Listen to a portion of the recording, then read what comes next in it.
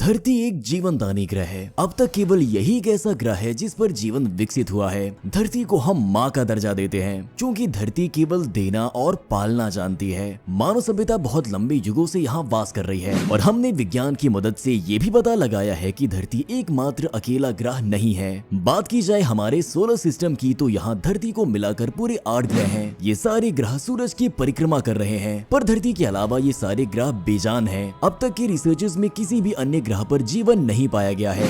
धरती पे जीवन का विकास सबसे पहले जल में हुआ। धरती अपने शुरुआती दिनों में जलमग्न हुआ करती थी, पर धीरे धीरे वातावरण में बहुत से बदलाव आए और जमीनी हिस्सों पर भी जीवन का संचार हुआ। पर केवल धरती ही क्यों? आखिर इन 8 ग्रहों में से केवल धरती पे ही जीवन का संचार क्यों हुआ? और इतने बड़े ब्रह्मांड में क्या केवल धरती ही एकमात्र ऐसा ग्रह है जिस पर जीवन संभव है? इन सारे सवालों का जवाब आज इस वीडियो में हम जानेंगे और साथ ही ये भी जानेंगे कि धरती के अलावा कौन से ग्रहों पर जीवन विकसित हो सकता है। तो इन सारे सवालों के जवाब के लिए वीडियो को आखिर तक जरूर देखें। स्वागत है आप सभी का फ्लेमिंग माइंड्स के एक और अमेजिंग वीडियो में। तो चलिए आगे बढ़ते हैं वीडियो में। धरती पर जीवन के विकसित होने का सबसे बड़ा कारण है ऊर्जा यानी कि एनर्जी, जो कि सूरज से आती है। सूर्य और धरती के बीच की दूरी निश्चित है और इसी वजह से धरती पर सूरज की गर्मी ना तो बहुत अधिक है और ना ही बहुत कम। सूरज की गर्मी सामान्य होने की वजह से पानी लिक्विड फॉर्म में रहता है और इसी वजह से जीवन का विकास होता रहा है।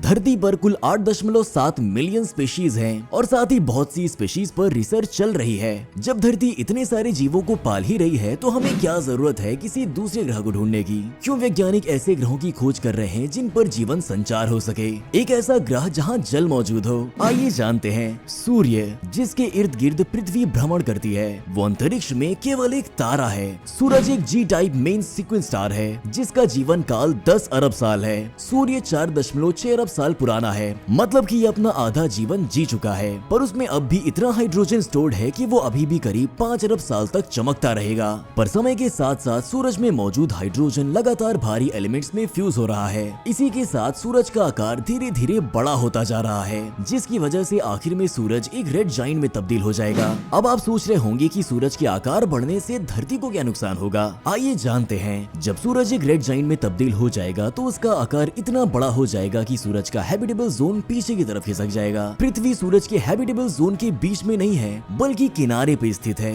पर ये किनारा अब नजदीक आता जा रहा है। इसी वजह से पृथ्वी पर मौजूद सारा पानी सूख जाएगा और जब जीवन का संचार करने वाला ही मौजूद नहीं रहेगा तो जीवन कैसे विकसित होगा? मतलब धीरे धीरे पृथ्वी अपने अंत की ओर बढ़ रही है। जीवन की समाप्ति निश्चित है। आज से करीब 1.75 बिलियन ईयर्स के बाद सूरज के हैबिटेबल जोन इतना पीछे चला जाएगा कि पृथ्वी हैबिटेबल जोन से बाहर आ जाएगी, यानी लगभग नष्ट हो जाएगी। यही कारण है कि वैज्ञानिक लगातार ऐसे ग्रहों की खोज कर रहे हैं जिस पर जीवन विकसित हो सके। हमें ऐसा कोई ठिकाना तो खोजना ही होगा जहां जीवन का संचार हो सके, ताकि पृथ्वी के खत्म होने के बाद भी जीवन खत्म ना हो। इसी खोज में वैज्ञानिकों ने कुछ प्लैनेट्स की जानकारी पाई जहां पृथ्वी से बेहतर जीवन विकसित हो सकता है। इन ग्रहों को सुपर हैबिटेबल प्लैनेट्स कहा जाता है। अगर आप ये सोच रहे हैं कि ये ग्रह हमारे सोलर सिस्टम में मौजूद हैं, यानी जिन 8 ग्रहों को हम जानते हैं उनमें से कोई एक है, तो आप बिल्कुल गलत हैं। तो चलिए जानते हैं इन सुपर हैबिटेबल प्लैनेट्स के बारे में। सुपर हैबिटेबल प्लैनेट्स के कॉन्सेप्ट को साल 2014 में रिनी हेलर और जॉन आर्मस्ट्रांग ने पेश किया था। ये दोनों ही जाने माने वैज्ञानिकों में से एक थे। उनके हिसाब से ऐसे ग्रह जो धरती की तुलना में 2 गुना ज्यादा मैसिव हो, यानी कि 2 गुना ज्यादा बड़े हो और आइडियल की क्लास स्टार के हैबिटेबल जोन में हो, वो जीवन की विकास के लिए पृथ्वी से भी ज्यादा बेहतर होंगे। वैज्ञानिकों के हिसाब से जी और एम क्लास के बीच में आने वाला के क्लास ऑरेंज ड्वार्फ स्टार जीवन के विकास के लिए आइडियल है। आइए जानते हैं कैसे। के क्लास ऑरेंज ड्वार्फ स्टार की चमक ऑरेंज होती है। इसका मास सूरज के मास से 50 से 80% जितना होता है और इसके लाइफ स्पैन की बात की जाए तो ये करीब 30 से 40 बिलियन सालों से भी ज्यादा होता है। अब बात करते हैं कि धरती से 2 गुना ज्यादा मैसिव प्लैनेट्स ही लाइफ के लिए सूटेबल क्यों होंगे? 2 गुना ज्यादा मास वाले प्लैनेट्स पर ज्यादा ग्रेविटी होगी जो अधिक एटमॉस्फेरिक गैसेस को पकड़ कर रखेगी। अगर आपको जानना है कि ग्रेविटी क्या है और ये कैसे वर्क करती है तो आप हमारा ये वीडियो देख सकते हैं और ग्रेविटी के कॉन्सेप्ट को समझ सकते हैं। अधिक ग्रेविटी प्लैनेट के कोर को भी गर्म रखती है, जिसकी वजह से लेड टेक्टोनिक्स भी एक्टिव रहते हैं जो जीवन की विकास के लिए बहुत जरूरी है।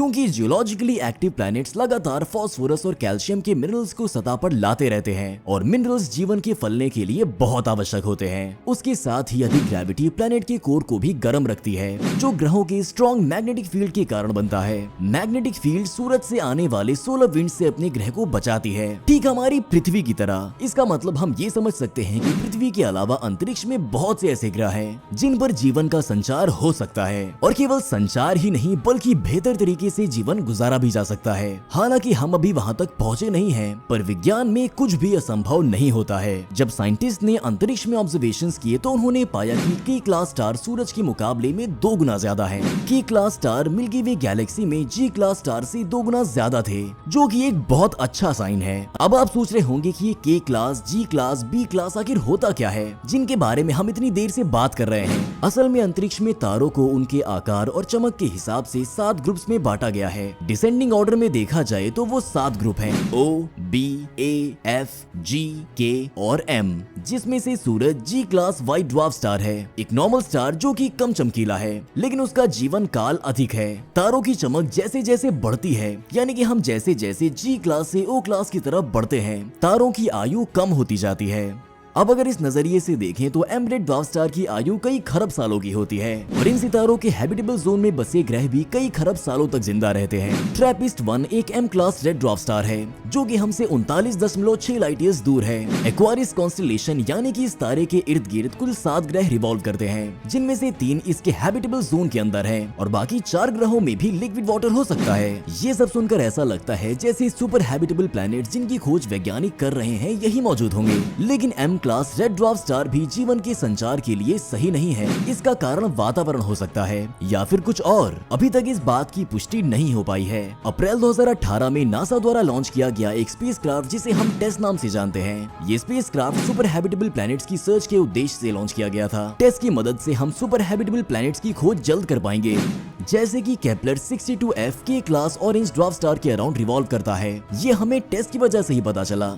ये प्लैनेट सुपर हैबिटेबल प्लैनेट बन सकता है या नहीं, ये जानने के लिए हमें उसके एटमॉस्फेयर के बारे में पता होना चाहिए और वहाँ के एटमॉस्फेयर की जानकारी हमें टेस्ट स्पेसक्राफ्ट की मदद से मिल सकती है, पर इन चीजों में वक्त लगेगा। धीरे धीरे विज्ञान की मदद से हम दूसरे ग्रहों पर पहुंच जाएंगे और हो सकता है कि हम वहां जीवन भी विकसित कर पाएं। ये बातें हमें अजीब लगती हैं। हम में से बहुत लोग इन सारी बातों से अनजान होते हैं, पर विज्ञान जीवन का कितना बहुमूल्य हिस्सा है ये हम सबको पता है। आपको ऐसी चीजों से अवगत कराने का जिम्मा हमारा है। अगर आप विज्ञान से जुड़े रहना चाहते हैं और ऐसी ही अनोखी साइंटिफिक बातें जानना चाहते हैं तो तुरंत इस चैनल को सब्सक्राइब करें। ये वीडियो अगर आपको अच्छी लगी हो तो इसे लाइक करें और साथ ही अपने परिवार वालों और दोस्तों के साथ शेयर करें। और दूसरे प्लैनेट्स पे जाकर लाइफ बिताने के बारे में आपका क्या ख्याल है हमें कमेंट सेक्शन में जरूर बताएं। मिलते हैं अगली वीडियो में। Thank you.